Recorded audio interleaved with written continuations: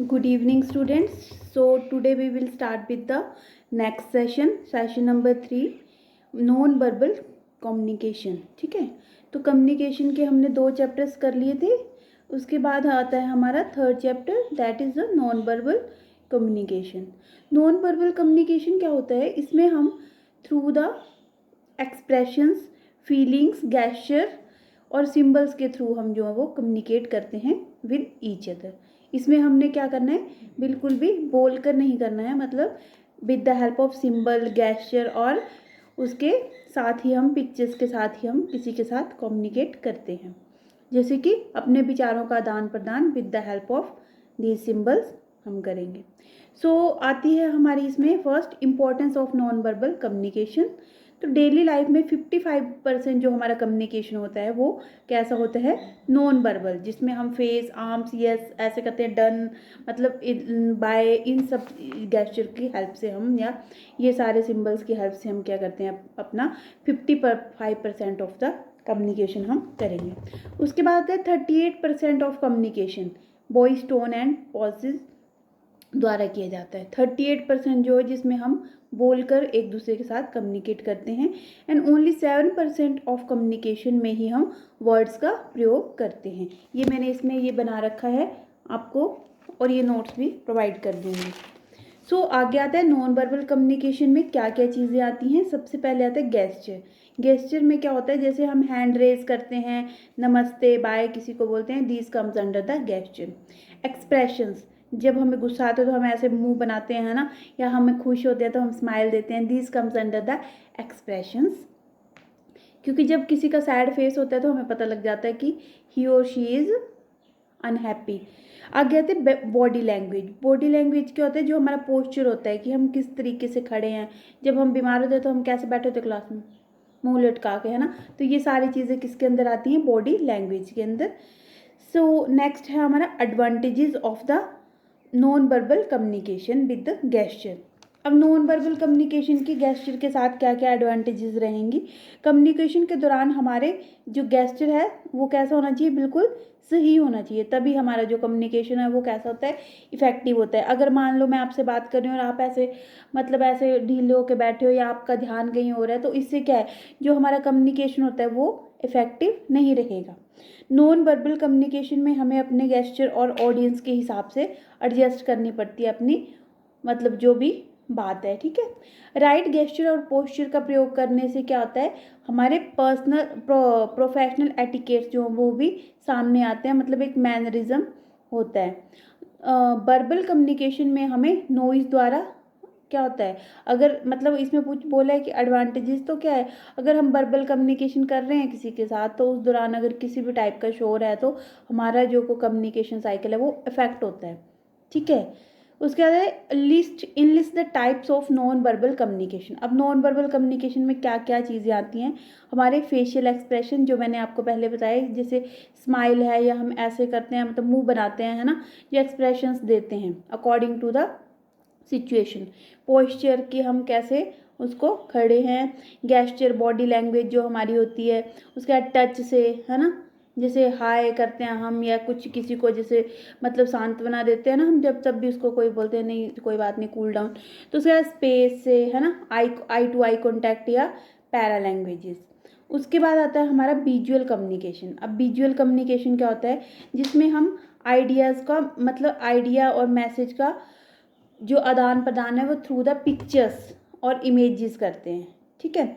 For example, जैसे कि जब हम जा रहे होते हैं तो जहाँ नो पार्किंग जोन होता है वहाँ क्या है, ऐसे आपको सिंबल बना होता है ना, पी के ऊपर लाइन लगी होती है. या फिर जहाँ फ़ोन अलाउड नहीं करना है वहाँ पे भी लगा होता है नो एंट्री में. तो this comes under the visual communication. Enlist the example of visual communication. Exchanging information through images. क्या क्या होता है? जैसे कोई अंडर कंस्ट्रक्शन चल रहा है काम, वहाँ पे लगी होती है ना, नो पेट्स अलाउड, जहाँ पे पेट्स की पिक्चर बनी होगी उस पर क्रॉस लगा होगा, या नो पार्किंग जोन जो मैंने आपको पहले बताया. उसके बाद आते हैं science of bad non verbal communication. अब द नॉन वर्बल कम्युनिकेशन के जैसे जो कि नेगेटिव साइंस है वो क्या क्या रहेंगे? Laughing during the formal communication, मान लो आपको क्लास में कोई टीचर पढ़ा रहा है और आप अपने ऐसे ही या स्माइल करे जा रहे हो, ये अननेसेसरी, तो these are the negative signs और बैड कम्युनिकेशन के साइन है ये। या फिर स्क्रैचिंग हेड की, कोई आपको कर रहा है और आप ऐसे ऐसे कर रहे हैं कि इससे क्या होगा कि आपको कुछ समझ ही नहीं आ रहा है। यॉर्निंग व्हाइल लिसनिंग, आप कोई आपसे बात कर रहे हो और आप क्या कर रहे हो उस वक्त, जमाई ले रहे हो या ऐसे यॉर्निंग किए जा रहे हो, तो it means you are not interested to listen that person. उसके बाद बाइटिंग नेल्स, नाखून खाना बात करते समय। Looking away when someone is speaking, कि आपसे कोई बात कर रहा है और आप कहीं और ही देखे जा रहे हो, मतलब उसको आप इग्नोर कर रहे हो। Intense stair. सो नेक्स्ट आता है हमारा ये थर्ड कम्युनिकेशन, जो हमारा नॉन वर्बल कम्युनिकेशन है, ये यहीं पे ख़त्म हो रहा है chapter. So now start with the session 4, that is the communication cycle and importance of feedback. कि कम्युनिकेशन साइकिल क्या होता है और उसमें इम्पोर्टेंस फीडबैक की क्या रहती है। So first come to the feedback. Feedback क्या होता है? फीडबैक कम्युनिकेशन का एक इम्पॉर्टेंट पार्ट है। Without the feedback any communication cycle is क्या होती है, मतलब वो अधूरी होती है, वो पूरी नहीं होती है। किसी भी कम्युनिकेशन साइकिल को कंप्लीट करने के लिए फीडबैक का होना बहुत ज़रूरी है। सो मैंने आपको पहले भी बताया था कि कम्युनिकेशन साइकिल में क्या क्या आता है। सेंडर, ठीक है, कम्युनिकेट मतलब जो मैसेज है हमारा, रिसीवर एंड फीडबैक। ये अगर ये इस पूरे इनमें से कोई भी स्टेप जो है नहीं, तो ये कम्युनिकेशन साइकिल जो वो अधूरी होगी, इनकम्प्लीट होगी। So first one is the types of feedback. Feedback के टाइप्स जो वो यहाँ पे 3 टाइप्स के बताऊंगी मैं आपको। First one is a positive feedback, negative feedback and no feedback. नाम से ही पता चल रहा है कि पॉजिटिव फीडबैक, कि मान लो कि आपसे क्वेश्चनिंग की जा रही है, आपको कोई टॉपिक पढ़ाया गया है, अगर आप उसका अच्छा रिस्पॉन्स देते हो, that means it is a positive feedback. Negative feedback कि आपको कुछ टीचर बता रहा है या कोई भी बता रहा है, आपका ध्यान कहीं और ही है, आप सुन ही नहीं रहे हो, अगर आपसे बीच में पूछा भी गया तो आपको वो चीज़ क्लियर ही नहीं है। ड्यू टू किस लिए? क्योंकि आपने वो मैसेज को अच्छी तरह लिसन ही नहीं करा। और थर्ड है नो फीडबैक, कि किसी भी टाइप का जवाब नहीं देना। जैसे क्लास में कुछ बच्चे ऐसे होते हैं ना कि उनको कुछ भी बोलो, मारो पीटो, वो क्या करेंगे, सीधे चुपचाप खड़े रहते हैं, जैसे उनको कोई असर ही नहीं हो रहा है। ऐसा नहीं करना है, ठीक है। That comes under the negative feedback. So अब हम पढ़ेंगे कि पॉजिटिव फीडबैक की क्वालिटीज़ क्या क्या होती हैं। एक पॉजिटिव फीडबैक होता है, उसकी क्वालिटीज़ क्या क्या रहेंगी। First one is a specific. कैसा होगा वो? स्पेसिफिक होता है कि जो टॉपिक है उससे रिलेटेड होगा। ऐसे नहीं कि अगर आपको पूछा, जैसे होता है ना, कई बार आपको पूछा गया होता है क्वेश्चन में क्वालिटीज़ ऑफ मान लो जीडीए, तो तुम बताने लग जाओगे कोर्स प्लान के बारे में, तो वो क्या है? स्पेसिफिक नहीं है। स्पेसिफिक होता है कि जो पूछा गया उसके रिगार्डिंग ही तुम बात करोगे। टाइम, टाइमली, की फीडबैक जो वो टाइम से दे देना। मतलब मान लो कि आपको जैसे बोला जाता है ना, अब उसी बात पे आ जाओ। जैसे आपको सुबह बोला गया कि आपको 9 to 9:30 के बीच में आपको अटेंडेंस सेंड करनी है, लेकिन कुछ स्टूडेंट्स क्या करते हैं, फर्स्ट डे पे कुछ स्टूडेंट्स ने करा था कि 11 बज के या फिर 12 बजे अपनी अटेंडेंस सेंड कर रहे हैं। मतलब कर तो रहे हैं, फीडबैक दे रहे हैं, लेकिन नॉट टाइमली। उसके बाद है पोलाइट। जो फीडबैक होता है वो हमेशा हमें पोलाइट वे में देना है। और ऑफरिंग कंटिन्यू सपोर्ट, और उसको कंटिन्यू, मतलब अगर आपसे आगे क्वेश्चनिंग की जा रही है तो you should continue your feedback. So ये आप सबको समझ आ गया होगा। नाउ आता है इंपॉर्टेंस ऑफ फीडबैक की। फीडबैक की इंपॉर्टेंस क्या रहेगी? It validates effective listening. अगर फीडबैक देता है तो इट मीन्स कि वो हम जो हम बात कर रहे हैं उस पर्सन ने हमारी बात अच्छे से सुनी है। मोटिवेट्स, ये क्या करता है? फीडबैक, अगर आप फीडबैक दे रहे हो तो जो कम्युनिकेट कर रहा है आपके साथ सेंडर, उसको मोटिवेशन मिलता है। इट इज़ ऑलवेज देयर, और इसे क्या बताता है कि you are always there for help या support for that person. It boost learning, ये किस में हेल्प करता है? आपकी लर्निंग में हेल्प करेगा। एंड परफॉर्मेंस इम्प्रूविंग, आपकी परफॉर्मेंस को भी इम्प्रूव करता है कौन? फीडबैक। सो सेम चीज़ है आगे। मैंने इस क्वेश्चन को दोबारा से एक बार आपको रिपीट कर रही हूँ कि फीडबैक की क्या इंपॉर्टेंस है। फीडबैक की इंपॉर्टेंस ये है कि without feedback any communication cycle is incomplete. Feedback के बिना हमारी जो भी कम्युनिकेशन साइकिल रहेगी दैट इज़ इनकम्प्लीट। फीडबैक क्या करेगा? अगर आप प्रॉपर फीडबैक करते हो तो जो भी कम्युनिकेटर है उसको भी क्या मिलता है?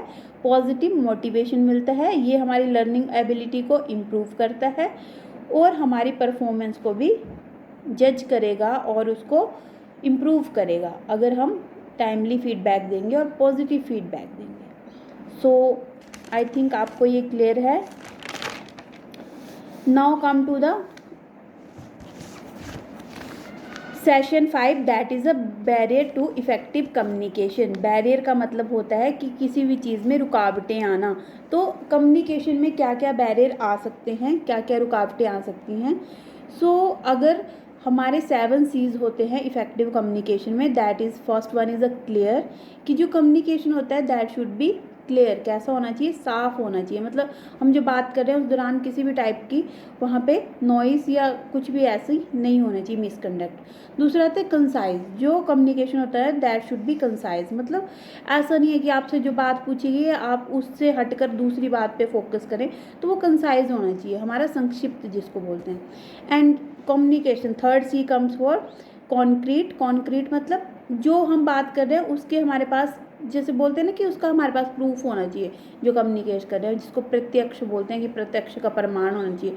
तो जो चीज़ हम बात कर रहे हैं that should be concrete communicate, है ना. सी से होता है, नेक्स्ट सी आता है, फोर्थ सी हमारा करेक्ट. जो कम्युनिकेशन कर रहे हैं दैट शुड बी करेक्ट. कि जैसे अब न्यूज़ पे क्या होता है, कई बार बात कुछ होती है और हम कुछ और बात कर रहे हैं, तो वो करेक्ट इन्फॉर्मेशन नहीं जाने की वजह से मिसकम्युनिकेशन हो जाता है. तो हमें हमेशा जो भी इन्फॉर्मेशन देनी है या जो भी कम्युनिकेट करना है दूसरे पर्सन से साथ, the information should be correct. Next आता है कोहेरेंट. मतलब जो चीज़ कहेंगे हम स्पष्ट रूप से कहेंगे, उसको घुमा फिर आगे नहीं करना है ताकि सामने वाले को परसीव करने में ईजिली रहे. उसके बाद हमारा 6th सी आता है कंप्लीट. कंप्लीट मतलब जो कम्युनिकेशन, ऐसा नहीं है कि जो भी हम बात कर रहे हैं उसको बीच में आधा छोड़ के चले जाएं, तो उसको पर्सन को वो मिसपरसेप्शन भी हो सकती है, उसको वो चीज़ अच्छे से समझ भी नहीं आ सकती. नेक्स्ट आता है कर्टियस. मतलब जो बात करेंगे हम उसको विनम्र तरीके से बोलना है. ऐसे नहीं कि किसी के साथ मतलब आप बदतमीजी से बात करें, है ना. तो अगर ये 7 C's में से एक भी सी मिस है तो हमारी कम्युनिकेशन साइकिल जो है वो प्रॉपर तरीके से इफ़ेक्टिव कम्युनिकेशन नहीं रहेगा. तो मैंने कौन कौन से C's बताए. First C for clear, second C for concise, third C for concrete, fourth C for correct and fifth C for coherent, sixth C for complete and 7 C for courteous. तो ये हमारे 7 C's कम्युनिकेशन में होना बहुत ज़रूरी है. Now come to the effective communication. अब effective communication क्या हुआ, यही जिसमें ये 7 C होएंगे वो हमारा कम्युनिकेशन जो होगा वो इफ़ेक्टिव होगा. अब कम्युनिकेशन बैरियर क्या होता है. कम्युनिकेशन बैरियर ये वो होता है जहाँ पे अब्सेंस, अगर इन 7 C में से कोई भी C हमारा मिस है तो क्या होगा, जो हमारा कम्युनिकेशन है वो मिसकम्युनिकेशन बन जाएगा. मतलब सामने वाले को हम बताना कुछ चाह रहे हैं लेकिन वो कुछ समझ जाता है ना. जैसे क्या होता है कई बार क्लास में हम किसी बच्चे को पीटते हैं बार बार, जो बच्चा थोड़ा जिसकी लर्निंग एबिलिटी कम है हम उसको बार बार फोकस करते हैं, तो वो बच्चे क्या बोलते हैं, मैडम तो मेरे ही पीछे पड़ी रहती है. पर उसमें उस टीचर का फोकस क्या है कि उस बच्चे की लर्निंग एबिलिटी को इंक्रीज़ करे, उसको बार बार मोटिवेट करे, लेकिन उसको क्या लगता है कि वो मेरे पीछे पड़ी है, मुझे बोलती है ना. तो वो क्या होता है, मिसकंसेप्शन. तो वो वही चीज़ है कि अगर वो टीचर अगर उसको गुस्से से बोल रही है, भाई यहाँ पे अगर हमारा कर्टियस नहीं है ना, वो टीचर भी उसको गुस्से से बोल रही है, वो उसको प्यार से समझाती है, तो क्या है वो बच्चा समझ जाएगा. क्या करना है हमने, अगर इसमें से इस कोई भी ये चीज़ बैरियर बन के आती है तो हमारा कम्युनिकेशन जो है वो प्रॉपर तरीके से नहीं जाएगा. तो अब आएंगे कि कम्युनिकेशन में कौन कौन से बैरियर आते हैं. तो फर्स्ट आता है linguistic related to the language. जैसे कि मान लो कि कोई तमिल वाला पर्सन आपके पास आके हेल्प के लिए चिल्ला रहा है ना, लेकिन आप उस चीज़ को हम समझ ही नहीं पाते हैं, तो that comes under the communication barrier, है ना. या उसको भी छोड़ो, आप हेल्थ प्रोफेशन में हो, मान लो कि आप हरियाणा के हो, हिमाचल के हो, किसी भी स्टेट के हो, और आपको दूसरी स्टेट में जाकर जॉब करनी पड़ती है, और वहाँ के जो लोग आते हैं वो आपसे लोकल लैंग्वेज में हेल्प के लिए बोल रहे हैं, बट आप उनकी प्रॉब्लम को अंडरस्टैंड ही नहीं कर पा रहे हो, तो वो कौन सा बैरियर हो गया, लैंग्विस्टिक. नेक्स्ट आता है फिजिकल और ऑर्गेनाइजेशनल. फिजिकल बैरियर हो गया जैसे कि आपको कोई फिजिकल प्रॉब्लम है, हेयरिंग प्रॉब्लम है, या आप हकलाते हो तब भी आप बोल कुछ रहे हो और वो सामने वाला कुछ परसीव कर रहा है, that's come under the physical barrier. Third है कल्चरल बैरियर. कल्चरल बैरियर होता है अपना अपना कल्चर होता है सबका, है ना, अलग अलग. तो वहाँ पे अलग अलग ये है, जैसे पहले कुछ जगह पे है कि गर्ल्स अपनी बात सही से नहीं रख सकती है या कुछ भी, तो मतलब कल्चर के रिलेटेड जो बैरियर आएगा हमारी लाइफ में, that's come under the physical barrier, cultural barrier due to the culture. Next आता है हमारा इंटरपर्सनल बैरियर। इंटरपर्सनल बैरियर किस वजह से आ सकता है? अगर हमारे आईपीआर अच्छे नहीं हैं अपने कोलीग्स के साथ या फिर स्टाफ के साथ, तो मान लो कि सुबह वाले पेशेंट को मेडिसिन दे दी है जिस स्टाफ ने, हमारी उसके साथ अच्छे से बात नहीं होती है या हमारे उसके साथ आईपीआर अच्छे नहीं हैं, तो ड्यूरिंग जब वो अपना वो दे के जाएगी ओवर, तो हम वो उन दोनों के बीच बात नहीं होगी, तो वो जो कम्युनिकेशन बैरियर आएगा बीच में आईपीआर की वजह से, that's comes under the interpersonal barrier in communication. तो जहाँ तक अभी मैंने आपको बताया है, मुझे लगता है आपको ये क्लियर हो जाना चाहिए कि physical barrier due to the physical inability, ये हो सकता है हेयरिंग प्रॉब्लम हो, किसी को हेयरिंग में डम जैसे होता है ना, किसी को अच्छे से सुनाई ना देता हो, या फिर किसी के मतलब कोई स्टैमरिंग करता है, उसको प्रॉपर वे से वो बता नहीं पा रहा है, तो ये होता है। ठीक है, आई होप आपको ये चैप्टर अच्छे से समझ आ गया होगा। ये हमारा कम्युनिकेशन बैरियर का 5th सेशन था, जो हमारे यूनिट 1 के कम्युनिकेशन स्किल्स के अंडर आता है। Thank you.